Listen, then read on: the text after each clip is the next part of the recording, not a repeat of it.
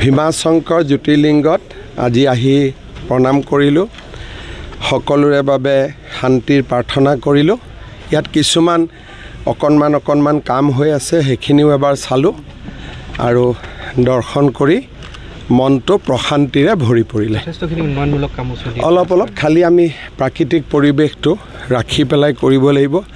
ৰাস্তাটো ভাল হৈছে আৰু অলপ চলপ সুবিধা কৰি দিলে ভাল হৈ যাব নতুন কিবা ইয়াতে অকণমান সৌন্দৰ্য বৰ্ধন এনেকুৱা অলপ 15 কোটি টকাৰ আমি আঁচনি এখন কৰিছোঁ কিন্তু খুব ওচৰত নহয় অলপ দূৰলৈকে কৰিম যাতে ইয়াৰ মন্দিৰৰ প্ৰাকৃতিক পৰিৱেশটো অক্ষুণ্ণ থাকে কেতিয়ালৈকে কমপ্লিট হ'ব লাহে হৈ থাকিব হাতী মানুহৰ সংঘাত কিন্তু আছে ইয়াতেতো হাতীৰে জেগা এইখিনি আৰু হাতীয়ে বাবাক সেৱা কৰিব আহিয়ে থাকিব গতিকে হাতীৰ পাতো আঁতৰিব পৰা নাযাব হাতীৰ কাৰণে অলপ নেপিয়াৰ গাছ আদি লগাই দিলে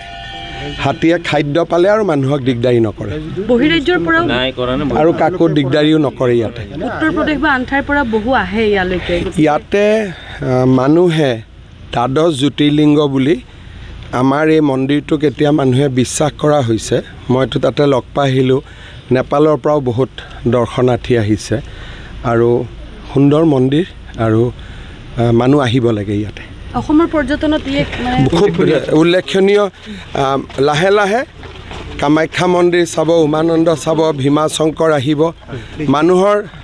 আগতে অকল কামাখ্যা মন্দিৰত আহিছিল এতিয়া ভীমাশংকৰো লগত যোগ হৈছে